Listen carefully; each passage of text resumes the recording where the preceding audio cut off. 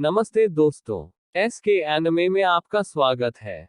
आज हम बात करेंगे नारुतो शिपुडेन के एपिसोड 41 के बारे में, जहां एक और इंटेंस बैटल का सामना करेंगे हमारे हीरोज। तो बिना किसी देरी के चलिए शुरू करते हैं आज का जबरदस्त एपिसोड। एपिसोड की शुरुआत में हम देखते हैं कि नारुतो बोल रहा था, सासके हमें वापस करो। और उसके बारे में बात करने की हिम्मत कैसे हुई तुम्हारी। फिर हम वही जेल देखते हैं जिसमें नाइन टेल्स सील था, और हमें दिखाई देता है हमारा प्यारा नाइन टेल फॉक्स। खैर, आगे हम देखते हैं कि काबुटो नारुतो की ओर आ रहा था अटैक करने के लिए। तभी नारुतो चिल्लाता है, जिससे काबुटो दूर जाकर गिरता है। लेकिन जाते जाते वो साकुरा को टक्कर मारता है। फिर काबुटो कहता है, इसने तो मुझे छुआ तक नहीं, सिर्फ चक्रा से ये कर दिखाया, काबिलियत तारीफ है। फिर हम देखते हैं साइको, जिसको थोड़ा झटका लगता है। और हमें पता चलता है कि ब्रिज गिरने लगता है, जिसके कारण साकुरा भी नीचे गिरने वाली थी।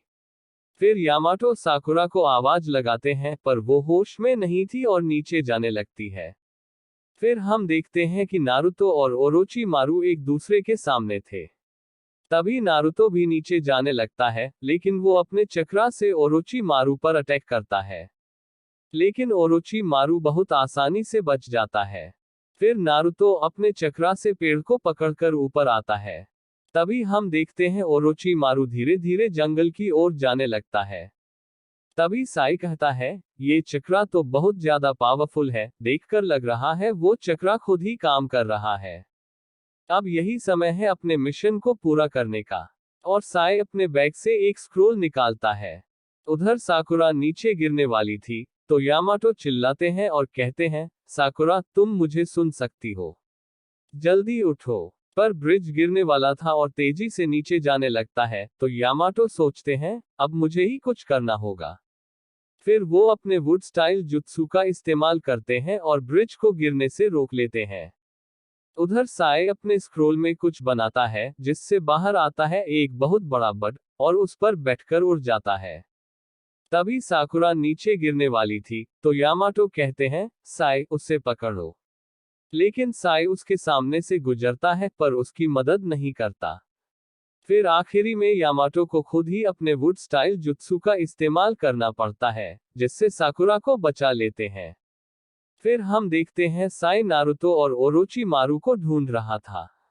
तभी कहीं पर बहुत बड़ा धमाका होता है, और उस धमाके से बाहर निकलते हैं हमारे ओरोची मारू, जिसका एक हाथ तो गायब भी हो चुका था।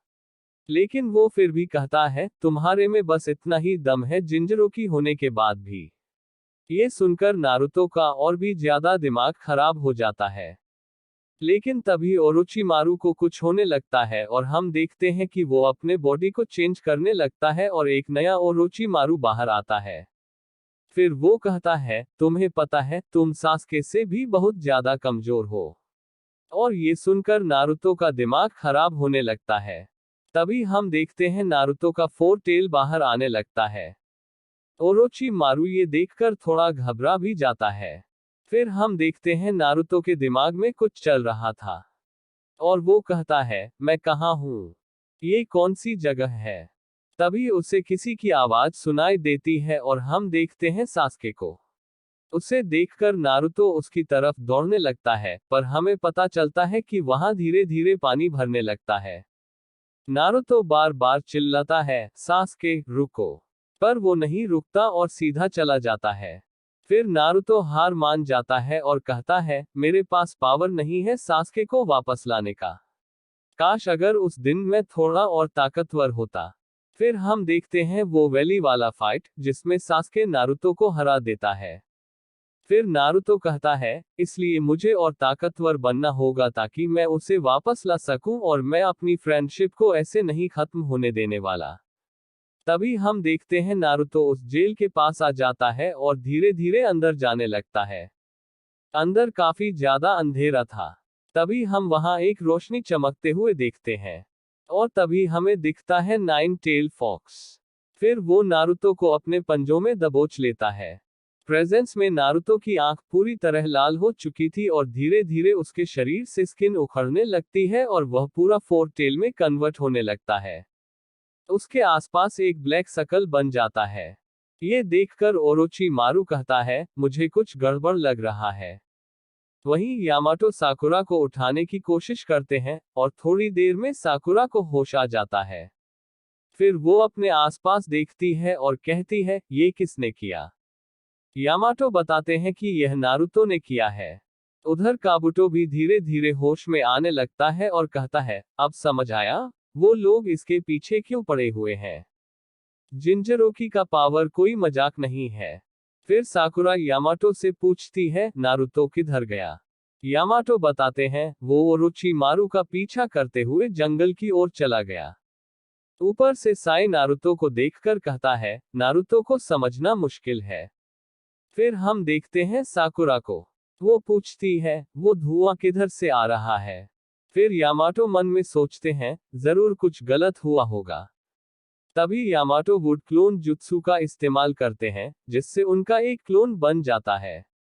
फिर यामाटो का क्लोन उस ब्रिज को पार करता है और तभी उसे कुछ महसूस होता है और वहीं पर रुक जाता है। उधर नारुतो बावला हो चुका था और बहुत जोर से चिल्लाता है, जिससे एक शॉक वेव निकलता है।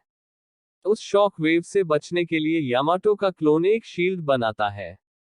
ऊपर साइका इंक से बना बर्ड तो गायब हो चुका था। फिर हम देखते हैं ओरोचिमारू को, वो तो अलग ही लेवल का था। नीचे जमीन पर लेटा हुआ था ताकि वह शॉक वेव से बच सके। फिर हम देखते हैं साई भी उस शॉक वेव से बचने के लिए नीचे आ गया था।